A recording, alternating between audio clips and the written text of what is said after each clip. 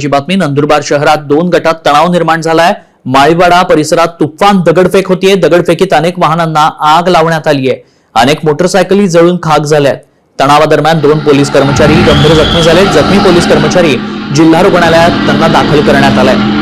मोठी बातमी या क्षणाची आपण पाहतोय. नंदुरबार शहरात 2 गटात तणाव निर्माण झाल्याचं पाहायला मिळतंय. माळीवाडा परिसर आहे तिथं तुफान दगडफेक झाल्याचं पाहायला मिळालंय. अधिक माहिती जाणून घेऊ. आमचे प्रतिनिधी सागर निकवडे सध्या आपल्या संपर्कात आहेत. सागर, सध्या काय परिस्थिती आहे? नक्कीच नंदुरबार शहरात 2 गटात वाद निर्माण झाला आणि त्यानंतर दगडफेक झाल्याची घटना घडलेली आहे. त्यातच मोटरसायकलपैकी आग लावण्याची घटना या ठिकाणी घडली आहे. पोलीस प्रशासन सज्ज असून मोठ्या प्रमाणात फौज फाटा या ठिकाणी तैनात करला आहे. स्वतः पोलीस अधीक्षक या ठिकाणी चौर ठोकून आहेत आणि जमावाला पांगवण्यासाठी 2 अश्रुधुराच्या नरकांड्या देखील या ठिकाणी फोडण्यात आल्याचं माहिती सध्या मिळाली आहे. तन्मय, नक्कीच सागर, 2 पोलीस कर्मचारी देखील जखमी झाल्याचं कळतंय. तणाव निर्माण झालाय. पोलिसांकडनं सध्या काय बंदोबस्त तैनात करण्यात आलाय? नक्कीच या घटनेदरम्यान 2 पोलीस कर्मचारी जे गंभीररित्या जखमी झाले आहेत त्यांना जिल्हा रुग्णालयात त्यांना दाखल करण्यात आलेलं आहे. सध्या पोलीस फाटा मोठ्या प्रमाणात या ठिकाणी तैनात करण्यात आलेला आहे.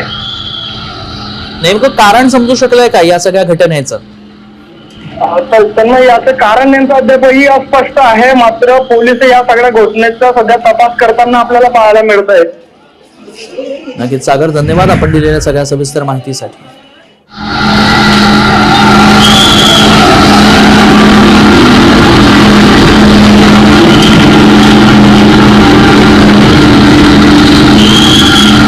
नंदुरबार शहरात 2 गटात तुफान दगडफेक झाल्याचं पाहायला मिळालंय. माळीवाडा परिसरात ही घटना घडली.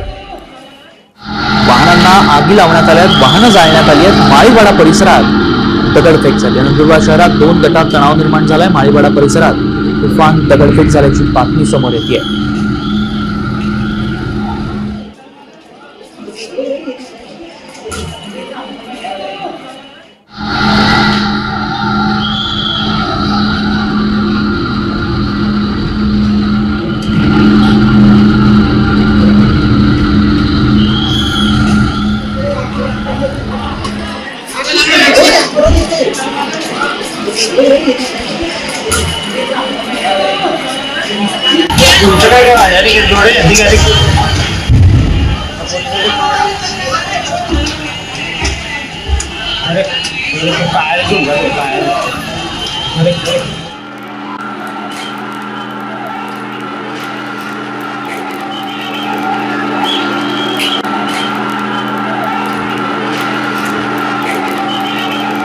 माळीवाडा परिसरात ही दगडफेक झाल्याचं पाहायला मिळालंय. नंदुरबार शहरात 2 गटात तणाव निर्माण झालाय.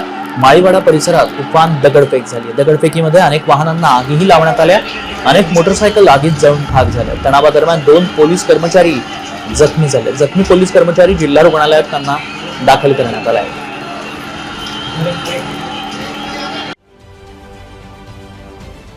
महाराष्ट्रातील सर्व बातम्यांचे विश्वासार्ह व्यासपीठ,